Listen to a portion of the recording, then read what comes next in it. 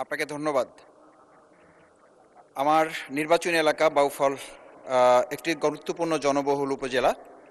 এখানে প্রায় ৫ লক্ষাধিক মানুষের বসবাস। এছাড়াও পার্শ্ববর্তী দশমিনা, গলাচিপা, বাকেরগঞ্জ এবং ভোলা জেলার উল্লেখযোগ্য সংখ্যক মানুষ বাউফল উপজেলা স্বাস্থ্যসেবার গ্রহণ করার জন্য নিয়মিত এখানে যাতায়াত করেন।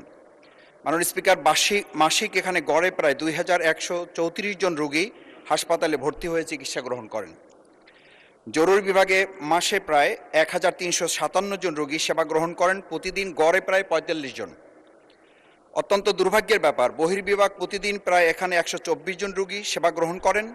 সেই ক্ষেত্রে বেড অকুপেন্সি রেট সর্বনিম্ন ১৩০ থেকে সর্বোচ্চ ২০০% পর্যন্ত অতিক্রম করে, যা খুবই আশঙ্কাজনক পর্যায়ে পৌঁছে যেতে পারছে।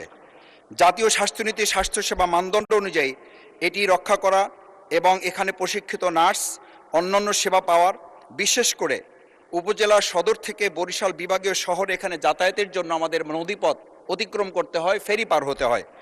দেখা যায় অনেক ক্ষেত্রে এই পার হওয়ার ক্ষেত্রে রুগী ওখানেই মারা গিয়েছে, এরকম ঘটনাও সংঘটিত হয়েছে।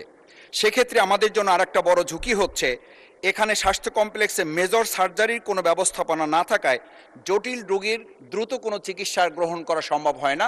বিধায় এখানে একটা সিন্ডিকেট গড়ে উঠেছে, যারা পাশে বিভিন্ন রকম বেসরকারি যে ডায়াগনস্টিক সেন্টারগুলো গড়ে তুলেছে, সেখানে সংশ্লিষ্ট ডাক্তার যারা আছেন সরকারি, সেই চিকিৎসকগণও ওখানে গিয়ে সেবা প্রদান করার ক্ষেত্রে উৎসাহিত হন। সঙ্গত কারণে আমি মাননীয় স্বাস্থ্যমন্ত্রী মহোদয়ের কাছে ইতিমধ্যে এটা পেশ করেছি। আমি আশা করছি যে আমাদের এই হাসপাতাল ৫০ শয্যা থেকে ১০০ শয্যা বিশিষ্টতে উন্নীত করে চিকিৎসা নিশ্চিত করবেন।